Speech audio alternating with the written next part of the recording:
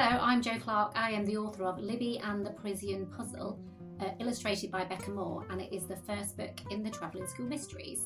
Today I thought I'd share with you the first chapter. Chapter 1, All Aboard. Libby couldn't believe her luck. The train was half empty and she'd managed to bag a whole table to herself. She shoved her case into the space behind her seat. Her mum waved frantically at the window. Checking that no one was watching, she kneeled on her seat, opened the window and shouted, "Are you really sure I can't come to Ecuador with you?" "I've told you, Libby, it's too difficult this time. You'll be fine with Aunt Agatha." Her mum looked loaded down with her huge rucksack and was wearing her sunglasses despite the dull weather. "But you've always taken me to before." Libby thought about all the different places they'd travelled together.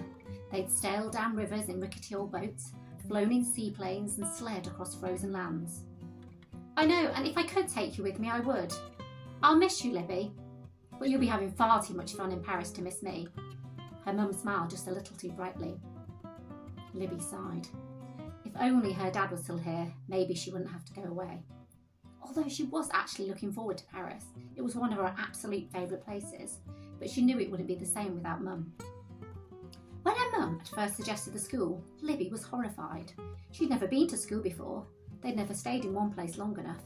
But at the same time, she had always wondered what it would be like to go. And she was fascinated by the idea of the school her aunt ran. She really wasn't hoping it was like she imagined it though. Children all lined up in rows wearing stiff uniforms. That would be awful. Aunt Agatha was no ordinary head teacher. She ran Mosedale's travelling school. Each term they moved to a different place. One term they might be sleeping in a treehouse on a remote island, another in an apartment in New York overlooking Central Park. She was joining the school for a term in Paris. "Mum, did you pack my camera?" Libby's mum took pictures for travel magazines and Libby had inherited her talent and love for photography. "It's in your rucksack with Bonnie." Libby felt her neck redden. "Mum!" As much as she loved her tatty bunny Bonnie, she didn't want the whole world knowing she still took it everywhere. Mum laughed. "Call me if you have any problems." Libby nodded. Her mum had given her an old mobile. All she could do on it was call and text, but Libby had never had a phone before, so it was still a real treat. Her mum looked at her watch. "I really need to go if I'm going to catch my flight." She was smiling, but Libby could tell she was reluctant to leave her. Her mum always twisted her hair when she was stressed. "Have a fabulous time, Libby, and try not to get into any trouble. Remember, not everything is a mystery waiting for you to solve it." Her mum wiped away a tear. Libby would normally be embarrassed, but her own stomach felt twisty.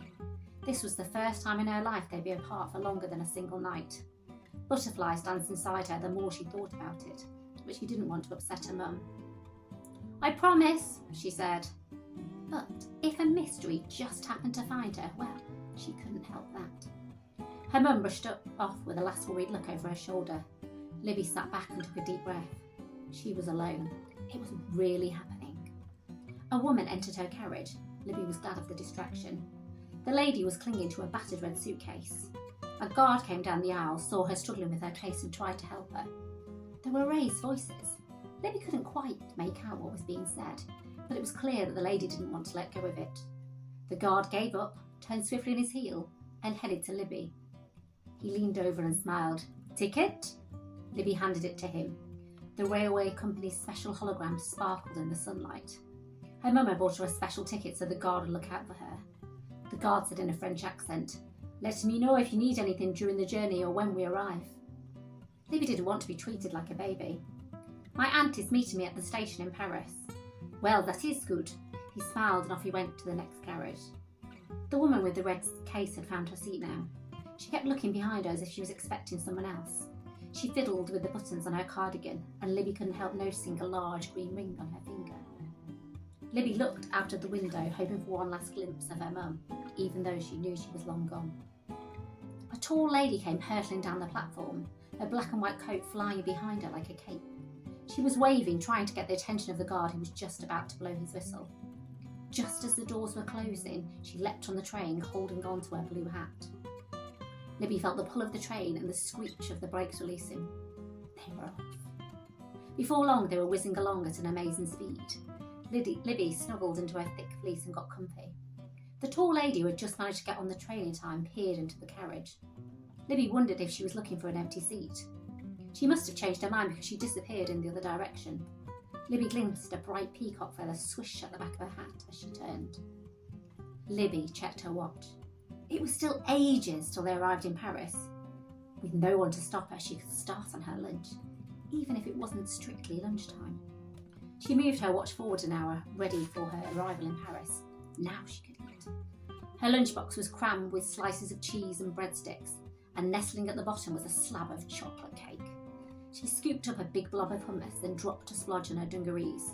She wiped it. She didn't want to meet everyone at school looking a mess.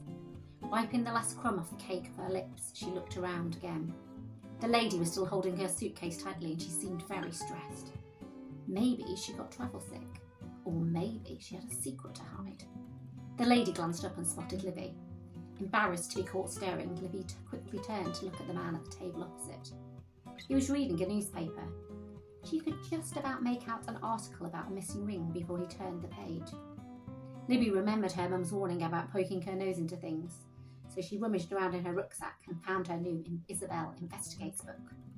Libby had been so busy packing what she really needed, her entire collection of animal rubber top pencils, puzzle books, a secret stash of jelly beans, that she hadn't had the chance to read it yet. Isabel was her favourite sleuth, who managed to solve even the trickiest of cases. Libby had just got to the part where Isabel found a coded letter when a shadow fell across her page. She looked up. The window had gone dark. They were finally entering the Channel Tunnel. She was on the way to Paris, all by